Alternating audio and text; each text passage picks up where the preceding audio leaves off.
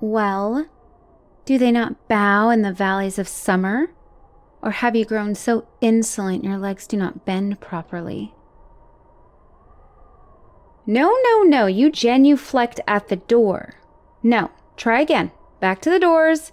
Open them up so the lobby can see.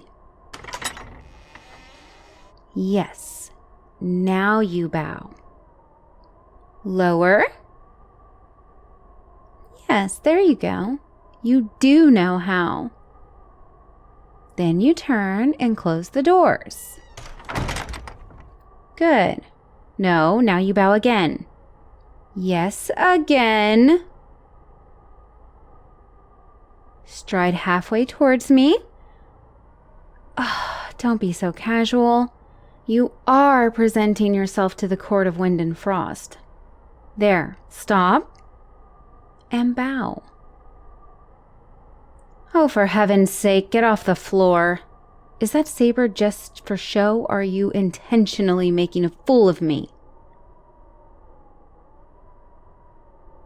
No, I don't want to see your family tree. I know exactly who you are.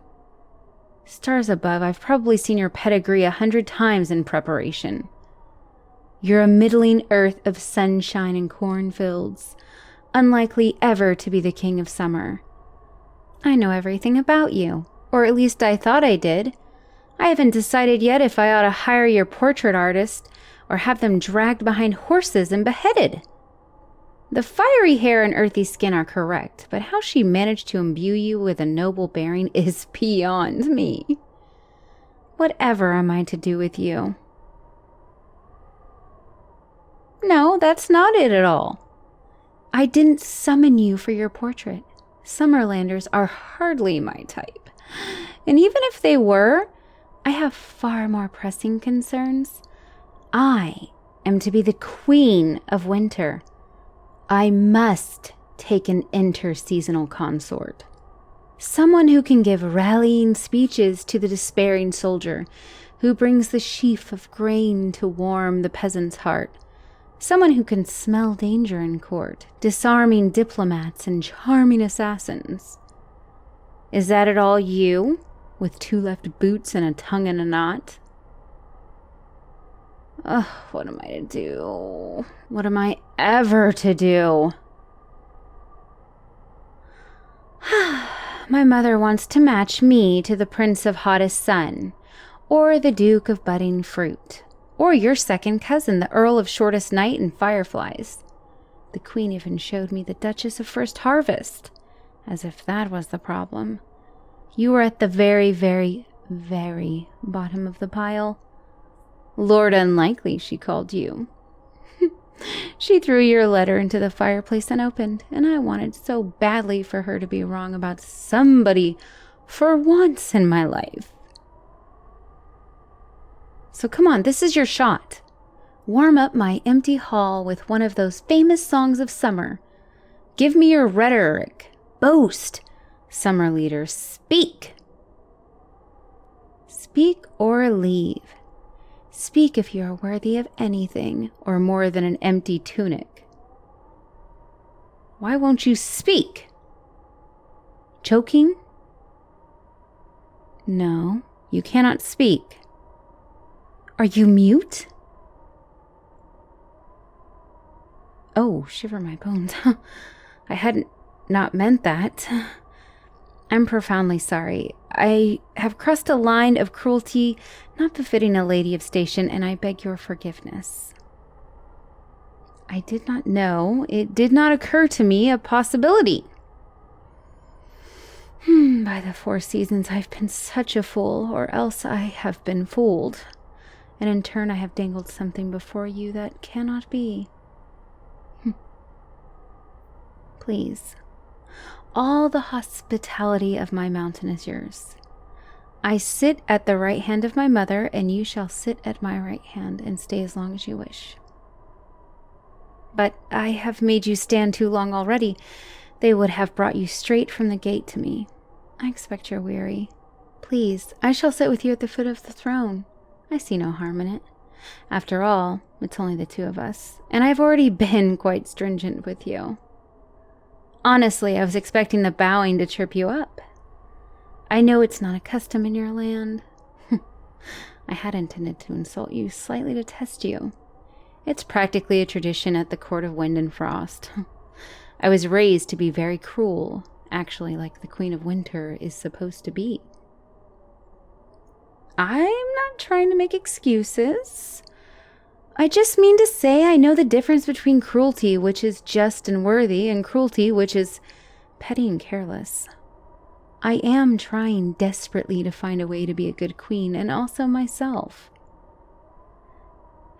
And I despair.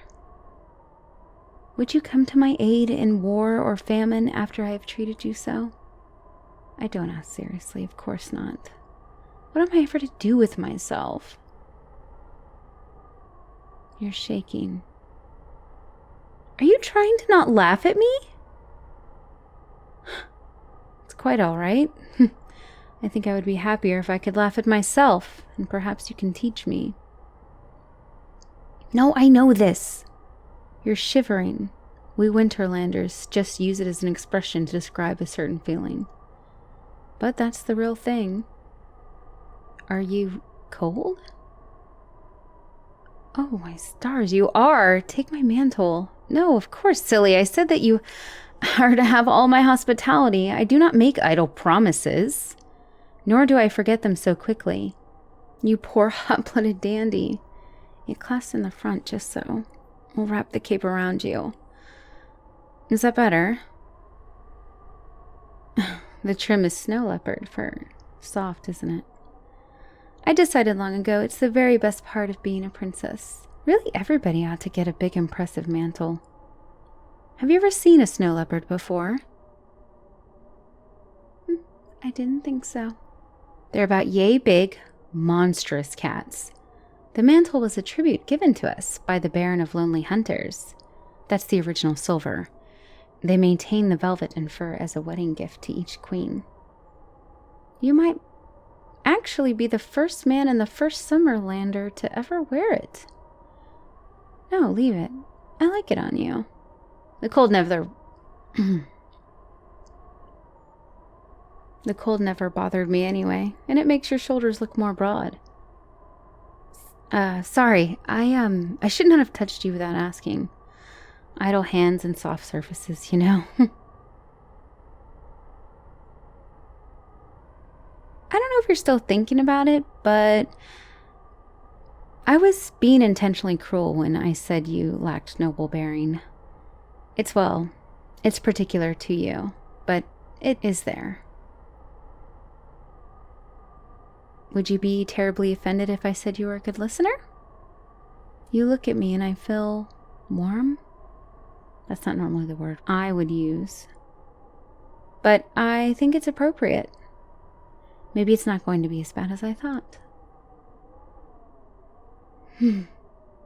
My mother is going to use you to embarrass me before the ennobled, and then pick out a consort for me. And I'll say yes, because I've proved I'm not up to picking one for myself.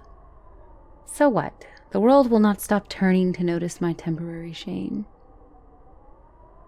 And I won't be ashamed of you in my heart. Why should I? If you can stomach a white lie, let us say that your gallant letter won you your invitation. My mother dare not insult the rhetoric of a summer lord in his presence, nor can she admit she did not read it. It was an awfully gallant letter, wasn't it?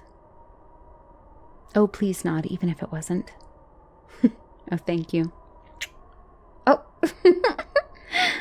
Oh dear, ignore that. Scheming always makes me giddy. I think we're going to be very good friends, don't you think?